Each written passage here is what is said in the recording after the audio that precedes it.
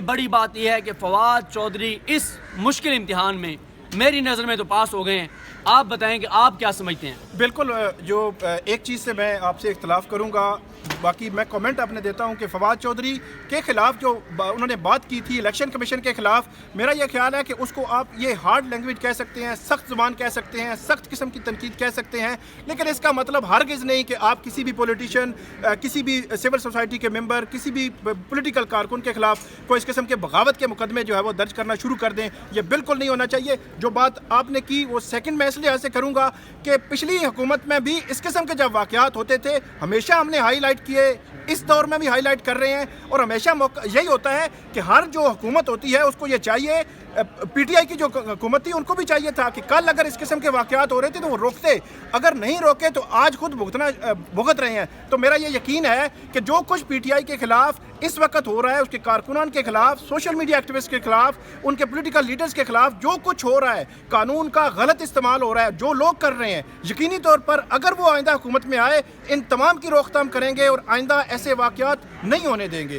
ایک اور میرا سوال آپ سے یہ ہے کہ پچھلے 7 روز میں جو پولیٹیکل آپ نے بات کی کہ ان کو کتنا گین کیا، میرے خیال میں تو جو یہ گرفتاریاں جو ہیں، یہ جیلیں جو ہیں، یہ جو سیاسی لیڈرشپ ہوتی ہے ان کا دوسرا گھر ہوتی ہے. ان کو بہت گین کرتے ہیں، بہت زیادہ ان کو جو ہے وہ پاپولیرٹی تو ڈیفینیٹلی ملتی ہے. اور 7 روز میرا یہ خیال ہے کہ ہو سکتا ہے جو فواد چودھری ہیں پچھلے 6-7 سال میں وہ نہ کما سکے ہوں جو 7 سالوں میں انہوں نے 7 دنوں میں جو ہے وہ انہوں نے کمایا ہے. تو آپ اس پہ فردر کیا کہیں گے؟ دیکھیں میں آپ کو بتاؤں ثاقب بشیر صاحب، میں آپ سے اتفاق اس بات کا کرتا ہوں کہ اب اگر تحریک انصاف آتی ہے اور ایک بھی کسی پولیٹیکل کسی جماعت کے ورکر کے خلاف یا کسی سوشل میڈیا ایکٹیوسٹ کے خلاف، کسی صحافی کے خلاف ہوتا ہے تو ہم سب سے پہلے کھڑے ہوں گے، آگے ان کی حکومت میں بھی کھڑے ہوں گے کہ یہ غلط ہے. ٹھیک ہے، کیونکہ بات یہ ہے کہ دیکھیں ثاقب بشیر صاحب، ہم نے عطر ملا صاحب پہ بہت ناجائز تنقید بھی کی، سخت تنقید بھی کی، بہت نامناسب الفاظ میں بھی کی، لیکن جب عطر من اللہ صاحب نے نون لیگ کے دور میں بھی سب کو اسی پیمانے پہ ریلیف دینا شروع کیا تو ہم نے کہا ہم غلط تھے، معافی مانگی ان سے کہ جی ہم غلط تھے. اس کا مطلب یہ ہے کہ عطر من اللہ صاحب کا ایک پوائنٹ آف ویو ہے کہ آئین اجازت دیتا ہے تنقید کی، اور وہ ناجائز بھی ہو سکتی ہے تنقید، لیکن تنقید کا حق دیتا ہے آپ آوازوں کو خاموش نہیں کرا. ہم نے معافی مانگی.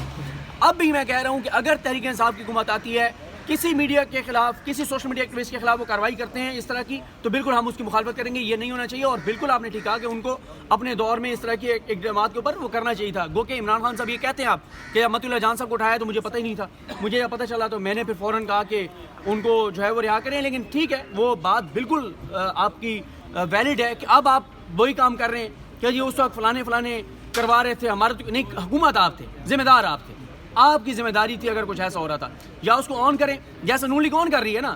نون لیگ فواد چودھری کے بارے میں کہہ رہی ہے کہ ہاں اس نے غلط کیا ہے. آپ دیکھیں پچھلے جتنے بندے گرفتار ہوئے ہیں، شاہد اسلم کی گرفتاری کو جسٹیفائی کیا انہوں نے، جو اٹھایا گیا. مریم اورنگزیب صاحب نے آگے پریس کانفرنس کی کہ جناب ہم نے بالکل یہ ہوا ہے اور یہ بڑا غلط ہوا ہے اور بالکل ہم نے کیا ہے. بالکل آپ نے ٹھیک کہا کہ جب کس قسم کے واقعات ہوتے ہیں تو وہ حکومت اس کی ذمہ دار ہوتی ہے.